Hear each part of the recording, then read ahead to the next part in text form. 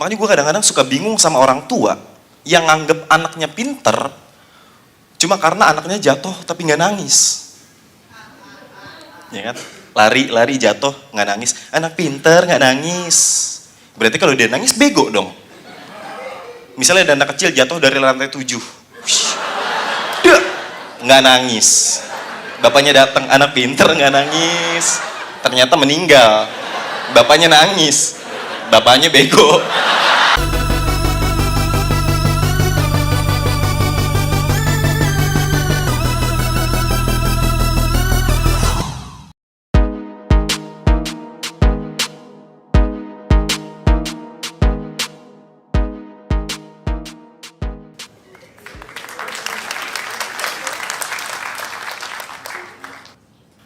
Kenapa sih koruptor itu korupsi?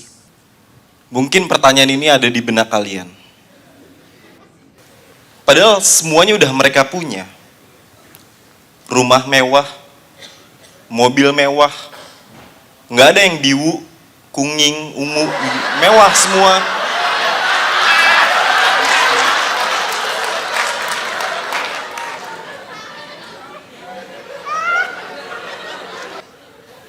Mereka punya semua, tapi mereka nggak punya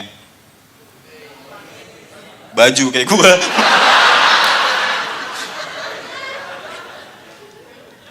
Budaya korupsi ini udah hadir sejak kecil. Dipupuk dari dini sampai tuanya mereka jadi koruptor. Mungkin di sekolah gitu dulu. Beli buku harga 30.000, tapi bilang sama emaknya 50.000. Mah, minta 50.000 dong buat beli buku. Hah? 50.000?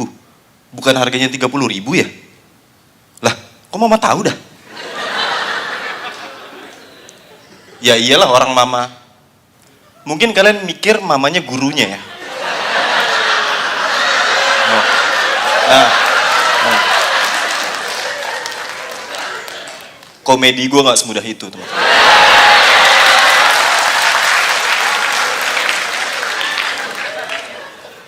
Kok mama tahu harga bukunya 30.000? Oh iya kan mamaku buku.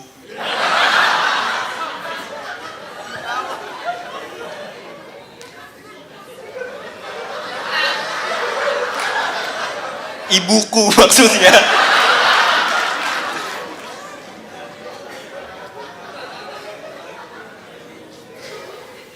Itu korupsi salah satunya. Terus juga budaya nyontek. Nggak tahu jawabannya nyontek, lihat kanan, lihat kiri. Kalau sepi nyebrang. Buat apa lu lagi ujian nyebrang? Buat apa? Buat apa? Gue nggak pernah nyontek. Gue kalau misalnya nggak tahu jawabannya, mendingan gak gue isi daripada gue harus nyontek. Nggak apa-apa, nilai gue jelek. Yang penting jujur. Jujur itu mahal, teman-teman. Yang murah, kuaci murah tuh. Indra, ini kenapa nggak jawabannya nggak kamu isi? Iya bu, soalnya pertanyaannya kenapa bak mandi rumah kamu kosong? Jawabannya nggak saya isi.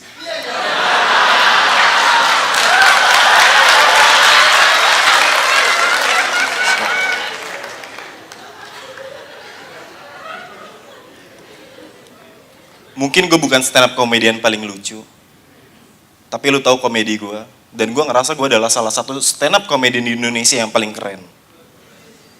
Lu boleh nggak setuju sama gue, lu boleh nggak percaya sama gue, tapi gue kayak gini karena ada banyak hal yang berubah dalam hidup gue sejak kenal stand up. Dulu gue pernah kerja di restoran, tapi gue nggak ada basic masak sama sekali. Gue sering diomelin sama koki senior gue. Indra, itu jeruk peres. Serain duit lu sekarang. Kalau enggak, diomelin gue.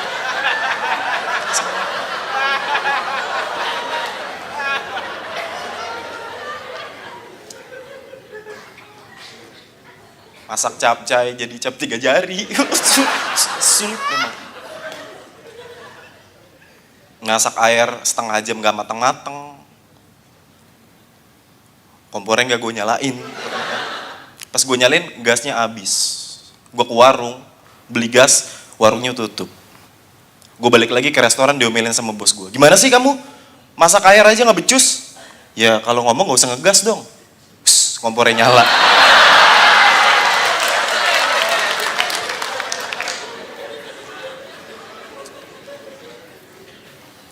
Waktu itu gue juga ada teman gue kerja jadi supir angkot tapi berhenti gara-gara ada yang mau naik.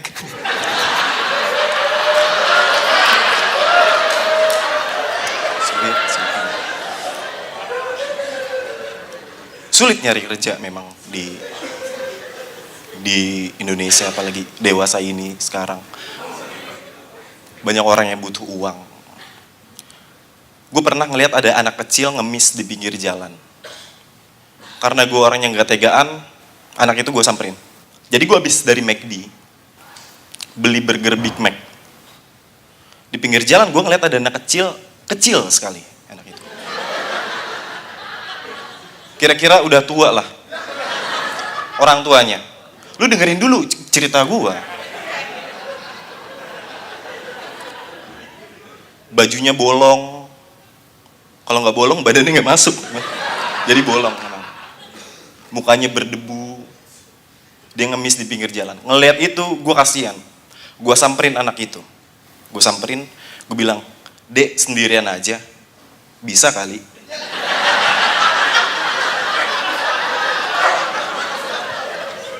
Bisa kali om ajak ngobrol. Dengerin dulu, please. Bisa om. Terus dia megang tangan gue. Demi Tuhan ya, waktu dia megang tangan gue langsung ngerasa tersentuh.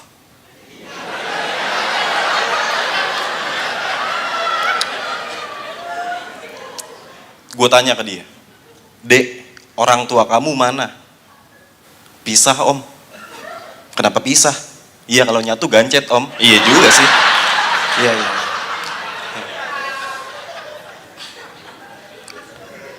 Terus kamu gak sekolah dek? Udah putus om. Kenapa putus?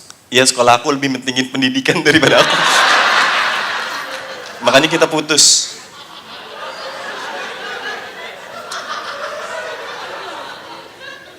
Terus gue kasih satu pertanyaan terakhir. Terus dek, kamu kenapa ngemis di pinggir jalan? Ini kata dia. Iya om, kalau aku ngemis di bawah jalan, aku kekubur dong. Mendengar itu gue terharu teman-teman. Karena dari semua beban hidup yang dia hadapi, dia masih punya selera humor. Jadi karena gue tahu dia punya selera humor, kenapa gue tidak melakukan hal yang sama? Lu tahu gue lucu, lu tahu selera humor gue gokil. Gue keluarin sesuatu dari kantong gue buka dompet, gue keluarin kertas, gue tulis big buat dia. Ini apa maksudnya? Itu supaya kamu sekolah, biar pinter, supaya kamu sukses. Karena suatu saat kamu akan sadar, kalau tulisan big itu punya arti besar.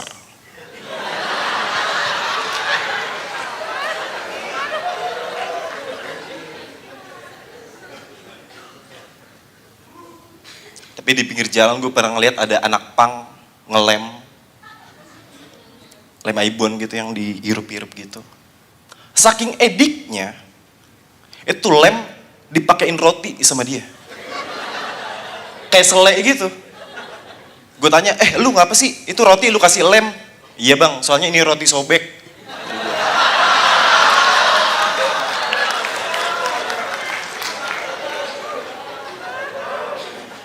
Orang tua memang punya peranan penting dalam mendidik anak.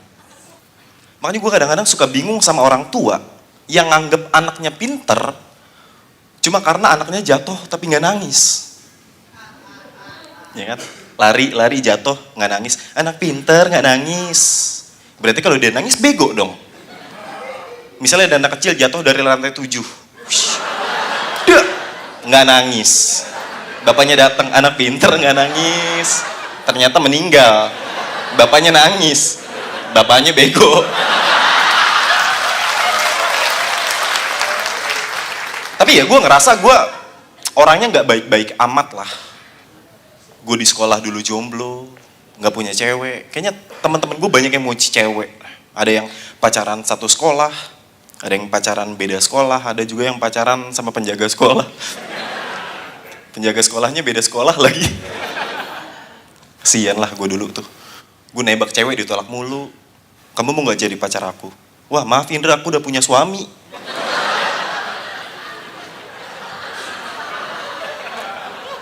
Yang lain lagi gue tembak, kamu mau gak jadi pacar aku? Wah aku suaminya yang tadi.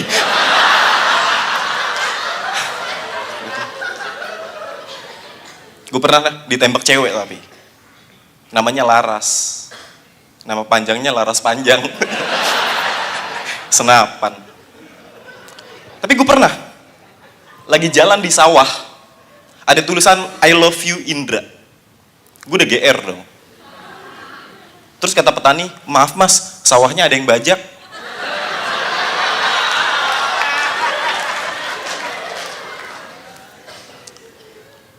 Minggu depan gue ada show, judulnya Pengakuan Tour.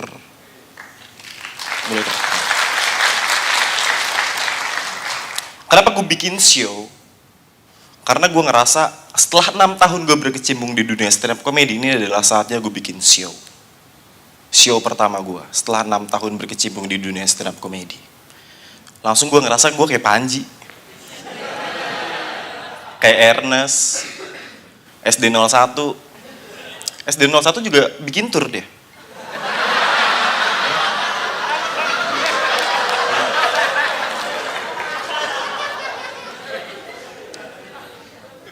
Cuma ada rasa khawatir dalam diri gue ketika gue bikin tour stand up comedy.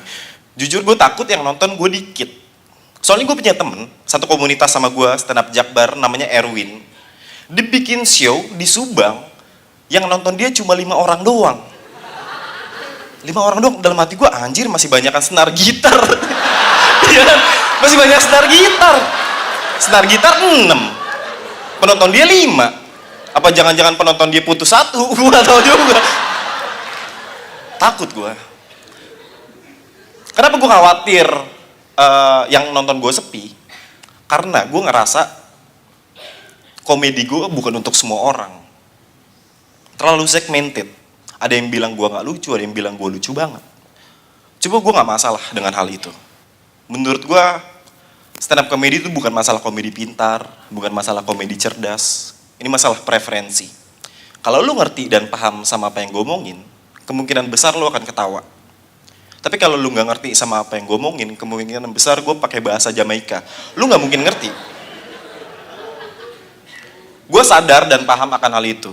Gue gak bisa bikin semua orang suka sama gue. Siapa gue? Jangankan gue. Ku suka aja ada yang gak suka. Tahu gak ku suka? Ada ku suka tuh. Ada keripik singkong ku suka. Ada yang gak suka. Gue gak suka gue. Gue lebih suka Ciki taro. Makanya kalau ada taro, wah ku suka. Kalau ada ku suka, gue taro. Gitu pokoknya.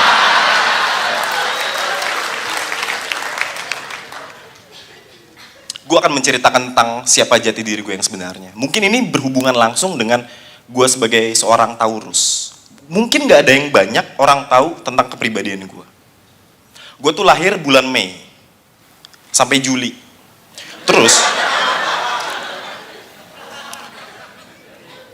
gue dibesarkan di keluarga yang sangat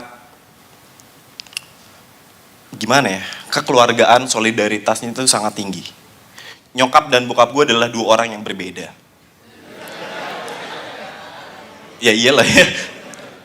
Nyokap dan bokap gue sifatnya beda, karakternya beda, agama mereka pun beda. Bokap gue orangnya kasar, keras, cenderung tegas. Satu hal yang bokap gue gak suka adalah, bokap gue gak suka kalau waktu kecil gue mandi di atas jam 7. Di atas jam 7 malam gitu. Karena menurut dia, badan gue bisa sakit, segala macem. Tapi gue masih kecil, gue bandel. Gue pernah main pulang jam 9 malam. Gue pulang diem-diem, takut ada bokap gue kan. Gue masuk rumah, karena badan gue gatel, gue mau mandi, gue ambil anduk. Tiba-tiba di depan kamar mandi udah ada bokap gue nongol. Dia nanya, dari mana kamu? Habis ambil anduk, Pak. Mandi malam-malam, padahal udah bilangin kalau misalnya main di jam 7 tuh nggak boleh. Akhirnya gue disabet. Dia ngeluarin gesper dia. Padahal dia nggak pakai celana.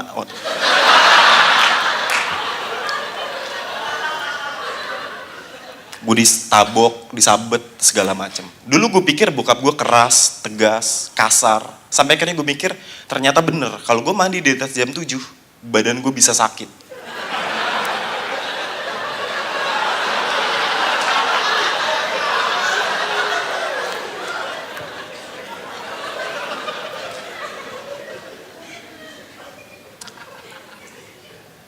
Itu bokap gue.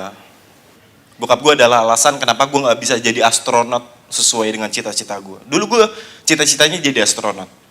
Karena ada pelajaran kelas 3 SD, IPA, tentang rotasi bumi. Bumi berputar. Gue mikir dulu kenapa ya bumi muter?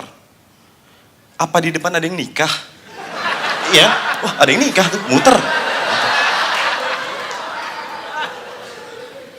Siapa tahu soalnya Saturnus pakai cincin. Maka dari itu gue pengen jadi astronot. Tapi bokap gue ada alasan kenapa gue gak bisa jadi astronot. Bukan karena gak punya duit.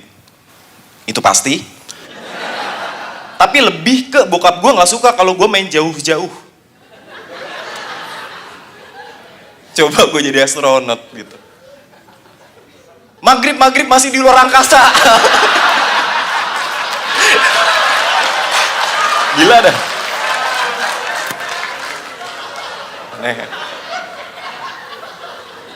Aneh keluarga gue tuh, aneh memang. Perjalanan gue di stand up juga gak mudah, teman-teman. Ada banyak obstacle yang, ya, rintangan-rintangan yang gue hadapi. Dulu gue pertama kali stand up itu tahun 2012 akhir, Desember. Gue datang di acara open mic. Di situ banyak komik-komik senior, ada Panji, Ernest, Semi, pokoknya senior stand up yang kalian tahu gitu. Gue datang sebagai orang random aja gitu. Sama kayak tempat latihan Barcelona lah. Ada Messi, Suarez, Griezmann. Gue Jajang Nurjaman, nggak ada yang kenal. Iya siapa nih? Dicuekin gue. Jajang Nurjaman. Bener. Waktu gue pertama kali stand up, gue gak diperhatiin. Ada yang sibuk main handphone, ngobrol, masak nasi. Ada yang meninggal juga. Ada yang kena penyakit. Karena di saat gue bersamaan gue stand up, di belahan bumi lain juga melakukan aktivitas yang sama kan. Jadi gue yakin ada yang meninggal juga, ada yang makan. Ada bayi baru lahir. Ada yang mencalonkan diri jadi bupati. Apapun itu. Ini pertama kali, ini materi jokes pertama gue yang gue pakai. Selamat malam, nama gue Indra. Kemarin gue ngeliat ada orang pakai jaket hijau stabilo. Gue deketin, gue pikir polisi. Pas gue deketin ternyata stabilo beneran. Semua orang waktu itu membelalakan mata. Mereka nggak ngerti sama gue. Mereka nggak tahu maksud gue apa. Sampai gue dikucilkan oleh masyarakat. Dijauhi, dianggap penyihir.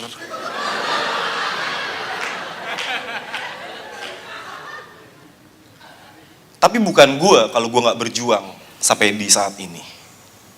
Gue nulis, open mic, rajin, sampai akhirnya gue masuk Suci, masuk TV, dan segala macam. Gue adalah inspirasi beberapa orang. Banyak komika-komika muda yang terinspirasi sama gue. Kalau misalnya gue dari Sabang sampai Merauke, pasti ada yang bilang, Bang, ini ada komik yang terinspirasi sama lu nih. Gue mau denger dong, gimana sih komik yang terinspirasi dari Frimawan itu materinya kayak gimana? Gue dengerin. Iya bang, kemarin ada yang ngetok-ngetok pintu gue pagi-pagi. Tok tok tok tok tok tok. Pas gue buka nggak ada orang. Ternyata ayam. Tok tok petok.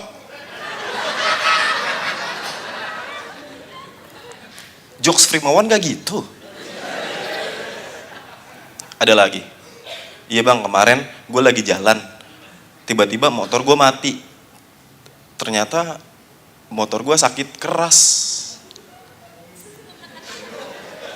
Jokes Frimawan gak gitu.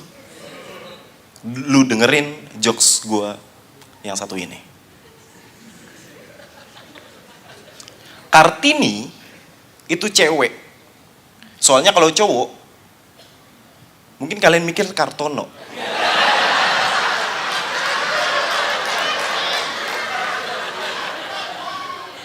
Kartini itu cewek, soalnya kalau cowok pasti dikatain, ih cowok-cowok namanya Kartini.